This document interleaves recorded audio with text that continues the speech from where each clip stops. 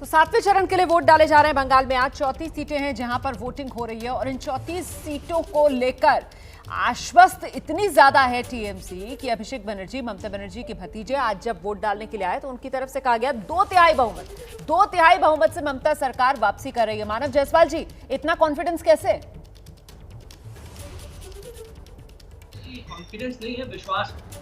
Confidence और विश्वास में थोड़ा सा अंतर होता है और ये हमारा आत्मविश्वास नहीं है। हमारे जन जन के प्रति जो हमने 10 सालों में जो सेवा करी, जिस तरीके से हम निरंतर लोगों के साथ खड़े रहे, चाहे वो अम्फान हो चाहे कोरोना हो, जिस तरीके से दीदी ने जो कि हमारी जो अस्पतालों की जो व्यवस्था उतनी नहीं थी, तो उन्होंने स्वास्थ्य साथी दिया कि हर घर घर में लोगों के पास इंश्योरेंस हो कि वो प्राइवेट हॉस्पिटल में भी जाके अपने इलाज को करा सके। ये टाइमली जो कंटिजेंसी प्लान जो हमारी होती है कि जब जब जरूरत पड़ती है तब हम आगे बढ़ के उस कार्य का निर्वाह करते हैं। हमने ऑनलाइन डिजिटाइजेशन को निखिल प्रसून जी, डॉक्टर निखिल प्रसून जवाब दीजिए। और हर कह रहे हैं हमने तो इतना बढ़िया काम किया है, इसी के आधार पर हम तो पूरे यकीन से कह रहे हैं 2/3 बहुमत वापसी होगी। देखिए, जो तृणमूल कांग्रेस की सरकार है, इसने 2-3 चीजों को अपने जो प्रशासन है उसका आधार बनाया। पहली बार जो कट मनी का जो कल्चर है, जो भ्रष्टाचार की कल्चर है, उसको संस्थागत रूप दे दिया। तो जितनी भी सरकार की योजनाएं थी, दूसरा ये किया कि केंद्र सरकार की सारी योजनाओं को इन्होंने ब्लॉक कर दिया।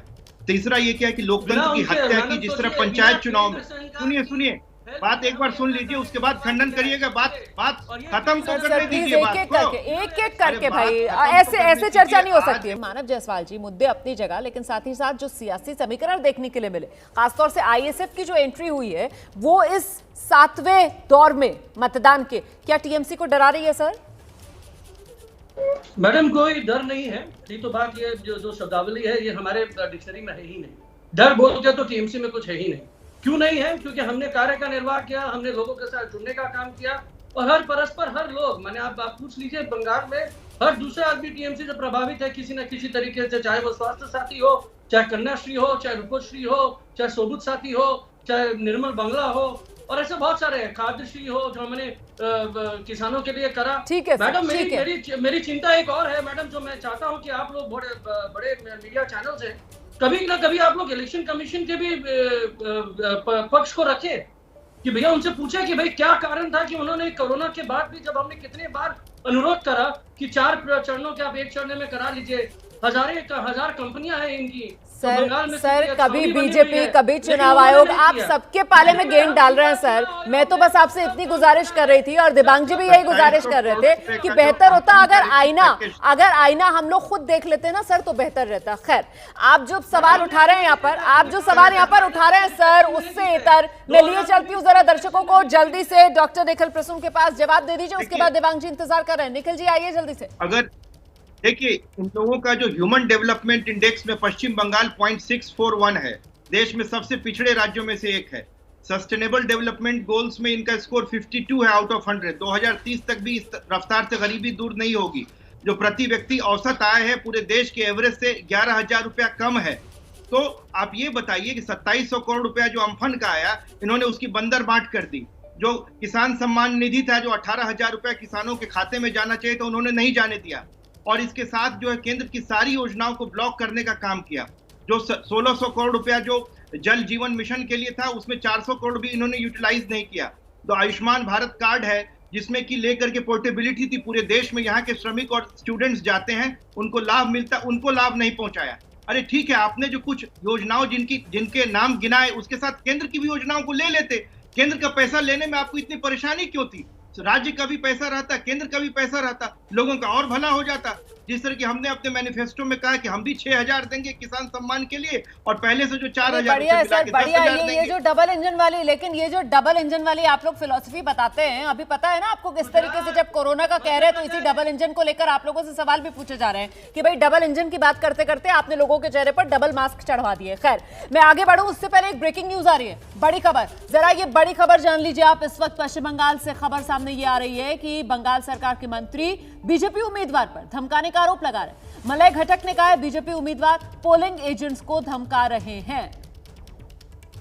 केंद्रीय सुरक्षा बल बीजेपी के लिए काम कर रहा है, यह आरोप लगा रहे हैं मलय घटक। टीएमसी के उम्मीदवार हैं, बंगाल सरकार के मंत्री हैं, वो बीजेपी उम्मीदवार पर धमकाने का आरोप लगा रहे हैं। तो कुल मिलाकर गनीमत यह कि इस बार किसी बड़ी हिंसा की खबर पश्चिम बंगाल में चुनाव वाले दिन, मतदान वाले दिन कम से कम नहीं आ रही है। इस तरीके की छिटपुट खबरें, एक दूसरे पर आरोप प्रत्यारोप वाली खबरें ही सामने निकल कर आ रही हैं। और अब वो आंकड़ा जिसका आपको इंतजार था, मतदान प्रतिशत, वोटिंग परसेंटेज का आंकड़ा, पश्चिम बंगाल में सुबह 9:30 बजे तक 17.47% मतदान हुआ है। सुबह 9:30 बजे तक का ये आंकड़ा आपके सामने है। 17.47% अभी तक वोटिंग हुई है पश्चिम बंगाल में सुबह 9:30 बजे तक। सीधे मैं रुक कर लेती हूं, मेरे साथ राजनीतिक मेहमान भी और मेरे वरिष्ठ सहयोगी दिबांग भी बने हुए हैं। दिबांग, ये जो 34 सीटें हैं जिस पर इस बार मतदान हो रहा है, यहां पर माना जा रहा है कि आईएसएफ की एंट्री के बाद समीकरण बदलेंगे। आपको लगता है कि पश्चिम बंगाल में जिस तरीके से माना गया कमोबेश लड़ाई टीएमसी बनाम बीजेपी की है, क्या इन 34 सीटों पर मामला त्रिकोणीय रह सकता है? जी हाँ, बिल्कुल। देखिए क्या है कि यहाँ पर मुर्शिदाबाद है, यहाँ पर मालदा है, ये दो डिस्ट्रिक्ट हैं जहाँ पर 50% से ज्यादा मुस्लिम आबादी है। और अगर आप पिछले चुनाव के नतीजे देख लें तो उसमें कांग्रेस को भी काफी सीटें मिलती हैं, और इसीलिए एक चिंता है। और शायद यही वजह रही, ये वो इलाके हैं जहाँ से मशहूर मालदा आम भी आता है। तो ममता बनर्जी ने जब बात की तो उन्होंने कहा कि आम पापड़ भी मुझे चाहिए चाहिए जिसमें तरह तरह के मसाले होते हैं। तो यानी वो सब कुछ चाहती हैं यहाँ से, लेकिन जिस तरीके से सामने से लड़ाई चल रही है, ये त्रिकोणीय मुकाबला नजर आ रहा है बिल्कुल। अब ये नतीजे के दिन तो पता चलेगा कि क्या हुआ। त्रिकोणीय मुकाबला है, और एक तरीके से ममता बनर्जी को अगर दोबारा सत्ता में आना है तो ये बहुत महत्वपूर्ण इलाके हैं जहाँ ये चुनाव हो रहा है। जी, तो त्रिकोणीय मुकाबले में तो फिर मौका डॉक्टर निखिल प्रसून बीजेपी तलाश रही होगी यहाँ पर।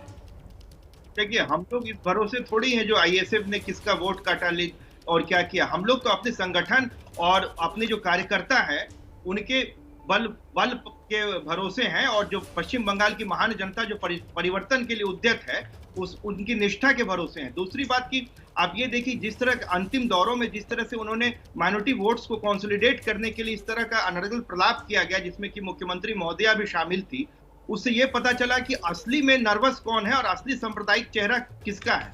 हमने कभी ऐसा हिंदू वोट्स के लिए नहीं किया। तो इस तरह धार्मिक आधार पर खुल्लम खुल्ला, क्योंकि उनको भय था कि जो आईएसएफ उनके वोट काटेगा, तो इस तरह एक तरह से जिनका कि उन्होंने विकास भी नहीं किया है। आज देख लीजिए, विकास के हर पैमाने पर अल्पसंख्यक सबसे पीछे है पश्चिम बंगाल में। कॉलेज टीचर्स 7% है, जो एवरेज आय है जो नौकरी करने वालों की पूरे देश से 2000 रुपया कम है, और हर पैमाने पर वो लोग पीछे हैं। 50% से ज्यादा लोग उनमें बेरोजगार हैं। उन्होंने कुछ किया नहीं है। उन लोगों को अल्पसंख्यक भी इस बार हमारे साथ है, उल्टे, क्योंकि वो भी चाह रहे हैं कि यहाँ परिवर्तन करें, खासकर महिलाएं। आइए मानव जायसवाल जी, बड़े आप लोग खैरखा बनते हैं अल्पसंख्यकों के, मुसलमानों के। सुना आपने, डॉक्टर निखिल कह रहे हैं कि साहब इस बार अल्पसंख्यक भी बीजेपी के साथ है। कुछ नहीं किया पहले तो मैं डॉक्टर साहब को नमस्कार करूंगा। पता नहीं कौन सी गणित की ये बातें कर रहे हैं, लेकिन सबसे बड़ी बात है डॉक्टर साहब, 10-20%, 30% से सरकार नहीं बनती है। सरकार बनाने के लिए 45-46% की जरूरत पड़ती है महाराज। और हमारे पास पर्याप्त परसेंटेज ऑफ वोटर्स हैं। तो हमको ये ना बताया जाए कि भैया अल्पसंख्यक क्या होती है, मेजोरिटेरियन पॉलिटिक्स क्या होती है, और जो धर्म की राजनीति करते हैं उनके मुंह से अगर ये कर्म की राजनीति सुनने पड़ती है तो बड़ा हास्यास्पद होगा। आपने तो वही किया ना। धर्म की राजनीति करते हैं, उनको राम भरोसे वोट चाहिए, वो राम भरोसे वोट चाहिए, और हमको कर्म भरोसे वोट चाहिए। आपने क्या किया? निर्वाह कर रहे हैं, उनको तकलीफ है।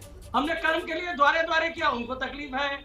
हमने बच्चियों को स्वावलंबी बनाया, आपने इतना किया तो हमने इलेक्शन कमीशन को बोला कि स्वास्थ्य प्राथमिकता है, अब 8 पेज से 4 पेज में कर दीजिए, लास्ट के 4 पेज 1 पेज में कर दीजिए। उनको तकलीफ है। उनके प्रधान प्रचारक आते हैं, बोलते नहीं आपने सांप्रदायिक आधार पर अपील कोविड के लिए चिंता करनी होगी, क्योंकि जो उनका मुखौटा था वो गिर चुका था, पूरे देश में थूथू हो रही थी, हर मीडिया उनसे प्रश्न पूछ रही थी।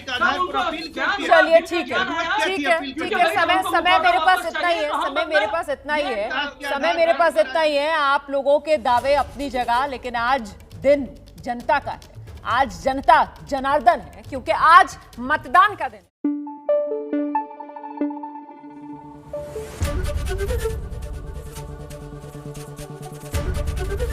एबीपी न्यूज आपको रखे आगे।